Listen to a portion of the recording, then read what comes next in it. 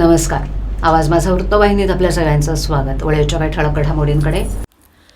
जनजागृती दिनानिमित्त जुहू किनाऱ्यावर स्वच्छता अभियान. ठाणे शहरात टायर किलर बसवण्याचा आयुक्तांचा निर्णय. आणि अपघातात जखमी झालेल्या रुग्णास प्रताप सरनाईक यांचा मदतीचा हात. प्रत्येक मोठ्या कार्याची सुरुवात लहान लहान बाबींनीच होत असते. सागरी किनारा स्वच्छतेसाठी आज जनजागृतीचा दिवस असून किनारा स्वच्छतेची ही सुरुवात मोठं रूप धारण करून स्वच्छ भारत महान भारत संकल्पनेला आकार देईल, असं प्रतिपादन राज्यपाल CP राधाकृष्णन यांनी केले. तर समुद्रकिनारे स्वच्छ ठेवण्याची जबाबदारी प्रत्येकाची असल्याचं मुख्यमंत्र्यांनी सांगितलं. सागरी किनारा स्वच्छतेबाबत जनजागृतीसाठी सप्टेंबर महिन्याच्या 3ऱ्या शनिवारी आंतरराष्ट्रीय सागरी किनारा स्वच्छता दिनाचं आयोजन केलं जातं. या अनुषंगानं पर्यावरण, वन आणि हवामान बदल मंत्रालय आणि श्रम रोजगार मंत्रालय, महाराष्ट्र शासन, बृहन्मुंबई महानगरपालिका, प्रदूषण नियंत्रण मंडळ यांच्या सहकार्यानं जुहू समुद्रकिनारा इथे समुद्रकिनारा स्वच्छता कार्यक्रमाचं आयोजन करण्यात आलं. केंद्रीय वन आणि पर्यावरण मंत्री भूपेंद्र यादव, मुंबई शहर जिल्ह्याचे पालकमंत्री दीपक केसरकर, मुंबई उपनगर जिल्ह्याचे पालकमंत्री मंगल प्रभात लोढा, खासदार रवींद्र बायकर, आमदार अमित साटम, महाराष्ट्र प्रदूषण नियंत्रण मंडळाचे अध्यक्ष सिद्धेश कदम इत्यादी सगळे उपस्थित होते. विरुद्ध दिशेनं होणारी वाहतूक रोखण्यासाठी ठाणे महापालिकेनं ठाण्यातील रस्त्यांवर टायर किलर बसवण्याचा निर्णय घेतलाय. अपघात आणि वाहतूक कोंडी टाळण्यासाठी प्रायोगिक तत्वावर हे टायर किलर बसवण्यात येणार असल्याची माहिती ठाणे महापालिका आयुक्त सौरभ राव यांनी दिली. हे टायर किलर बसवण्यापूर्वी त्याची सविस्तर माहिती त्या भागात दिली जाईल, असंही त्यांनी स्पष्ट केलंय. विरुद्ध दिशेनं वाहनं चालवल्यानं अपघात, वाहतूक कोंडी होते. त्यामुळे प्रायोगिक तत्वावर टायर किलर बसवण्याचा निर्णय बैठकीत घेण्यात आला. अशी ठिकाणं वाहतूक पोलीस निश्चित करणार आहेत. त्यानंतर तिथे पालिकेतर्फे टायर किलर बसवण्यात येतील. हे टायर किलर बसवण्यापूर्वी त्याची सविस्तर माहिती त्या भागात दिली जाईल. टायर किलर बसवल्याबाबतचे माहिती फलक 100 ते 200 मीटर अंतरावर लावण्यात येतील. या भागात रात्रीच्या वेळेस पुरेसा प्रकाश झोत असल्याची खात्री केली जाईल. तसंच CCTV कॅमेरा क्षेत्रात तो भाग येत असल्याचं निश्चित केल्यानंतर हे उपकरण बसवलं जाईल. या उपाययोजनेमुळे विरुद्ध दिशेने येणाऱ्या वाहनांना अटकाव होईल, असं पालिका आयुक्त राव यांनी स्पष्ट केलं. मागील 2 आठवड्यात घोडबंद रोडवरील वाहतूक कोंडीवर नियंत्रण मिळवण्यात बऱ्यापैकी यश मिळाले.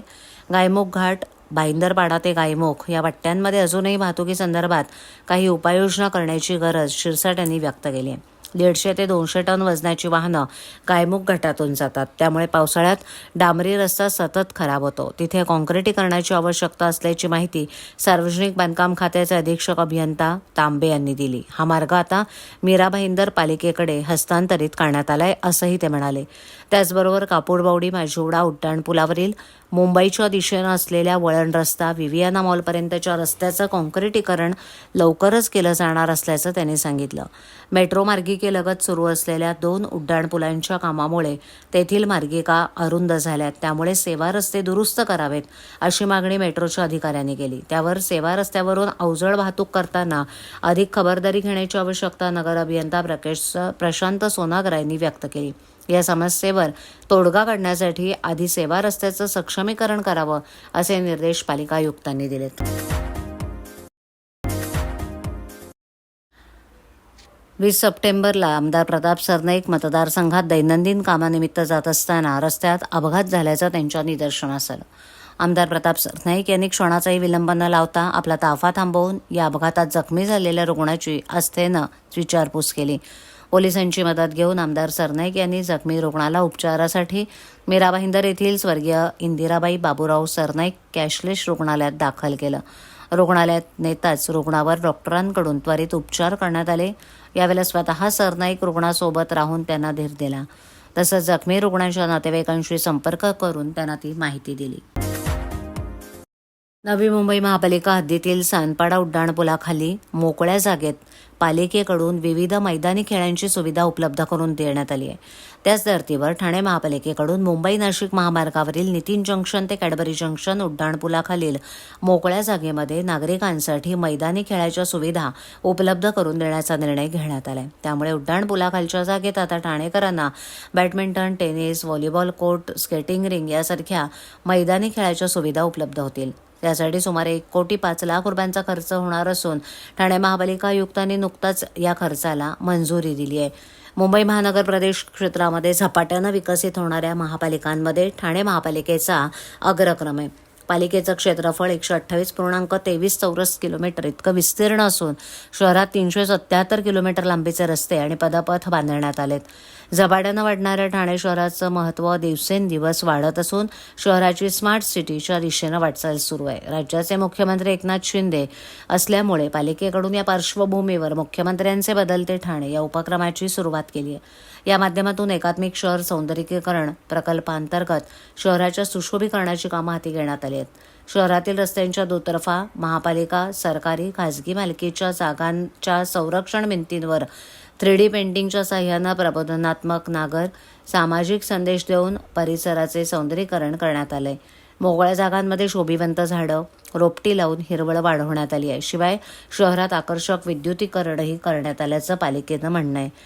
ठाणे शहरातून जाणाऱ्या मुंबई नाशिक महामार्गावरील 3 Hatnaka junction, Nitin junction, Cadbury junction, golden days junction येथील उड्डाणपुलांची कामं पहिल्या टप्प्यात झाली आहे, तर दुसऱ्या टप्प्यात या उड्डाणपुलाखाली मैदानी खेळांची सुविधा उपलब्ध करून देण्यात येणार आहे. नितीन आणि कॅडबरी कंपनी जंक्शन या भागात यापूर्वी जाहिरात विभागाच्या वतीनं नागरिकांना उद्यान विकसित करून देण्यात आले. वयातील फरकामुळे होणाऱ्या वादातून संतप्त झालेल्या पतीनं आपल्या पत्नीची चाकूनं हत्या केली आहे. हा खळबळजनक प्रकार दिवा परिसरात घडला असून आरोपीनं हत्या केल्यानंतर घटनास्थळावरून पलायन केलं होतं.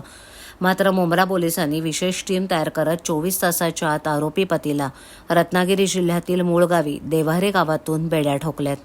प्रितेश काशीनाथ शिर्के, वय वर्ष 37 असं या हत्या करणाऱ्या पतीचं नाव असून पत्नी द्रौपदी प्रितेश शिर्के असं मयत पत्नीचं नाव आहे. पोलिसांच्या माहितीनुसार दोघांमध्ये 10 वर्षाचं अंतर असल्यानं या दोघात सतत वाद होत असून याचा राग डोक्यात ठेवून प्रितेशनं राहत्या घरात चाकू हल्ला करत पत्नी द्रौपदीची हत्या केली.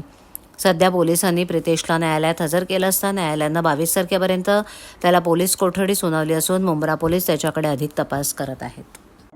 श्रीमती रेश्मा राजू पाटील यांनी दिवा चौकी येथे रविवार दिनांक 15 सप्टेंबर 24 रोजी खबर दिली की त्यांची बहीण द्रौपदी प्रितेश शिर्के, जिचं वय आहे 47 वर्ष, तिचा पतीने खून केलेला आहे आणि तो फरार झालेला आहे.